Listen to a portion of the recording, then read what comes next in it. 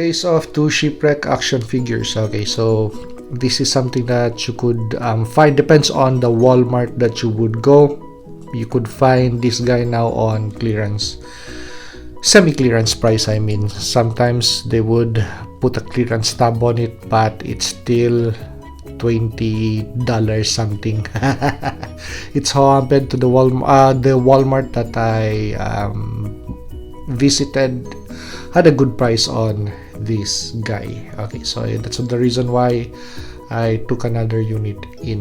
Okay, so just details on this stock version, which before I show my custom version. Okay, so hair on the chest, tattoo on the forearms, and that faded jeans paint on the thigh holsters for the M9 Beretta, and for the other sidearm, and the hook for this. Okay, so that's the stock version. This is the stock version, I mean. I have to correct myself dramatically. Okay, so let's show the Kitbash version. Okay, so before we take out that vest, Action Force Valaverse, of course, vest and pistol belt, Action Force Valaverse. Rifle, that's from the Crimson Guard, so I just interchanged the rifle that I had on an Outback figure. So I took that rifle and interchanged it with another one, so I could pair this M4 or AR-15 with Shipwreck. Okay, so all of the components of this vest are now up front. The thing that I would always do with Action Force Valaverse Delta Gear vest variants, I would always put everything up front. So especially the radio, knife, and we did a little bit of panel lining on the pistol belt. Okay, so on the back, G.I. Joe Classified Series Grant backpack. It's just small and lightweight enough, something that you could easily pair with a Action Force Valaverse vest. Anyway, boarding parties or security parties for Navy personnel like this, actually usually the gear set would be very simple. Okay, so no need to use a bigger backpack like this. Okay, so the other use for having a backpack on this vest is to secure that rope, because that rope actually is a mount for poly. I would like to have this poly figurine with this Shipwreck action figure.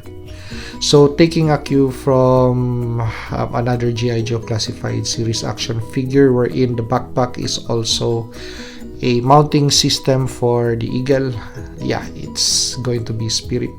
So I devised this system wherein I would have this rope just hung on the back instead of across the shoulders of the action figure. That way,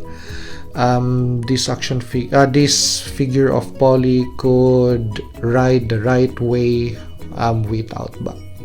So just behind, not Outback but Shipwreck, I mean. Have to correct myself. Okay, so instead of holding a 1-pound grappling hook weight, we just made use of that hook as a hanging system or securing system for the Action Force Valaverse bump helmet with night vision goggles. Okay, so it stays there nicely. And other things that I already did to this action figure, so let's take the extra stuff off. Okay, so we took off the extra accessories, just the base action figure. first thing that you're going to notice is going to be the chest. So I took off the that unsightly chest hair, very unsnappy of a sailor, and instead opted to paint that section, so it's just going to be a white shirt. So comparing to action figures, and it's just going to be me too, the way that I would like my Shipwreck action figure without the tattoos. So once again, to compare, and the last component, take a look at the thighs and the knee. So that faded jeans effect, that is gone with this version. So just a little bit of acetone to clear off that white paint.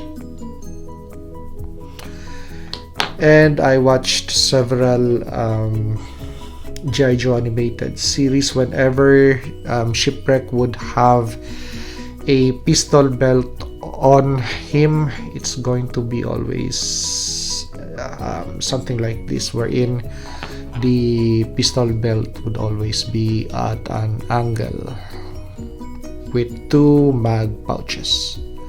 So that's the reason why I made use of this G.I. Joe Classified series pistol belt. Of course, this is going to be a more modern retake, but of course, because of the weight of the 1911 or possibly the M9 Beretta, so that this part or section of the pistol belt is always going to sag if you don't have a velcro system in place. So if you're just going to wear the pistol belt directly over your waist, this is going to be the thing. It's always going to drag low on the pistol section. But that's the thing that I also want. Instead of having it always like this center line, of course, we want something that is more on the G.I. Joe animated series, so we would drag that down a little bit that way. So white shirt, less the tattoos, less the gimmick.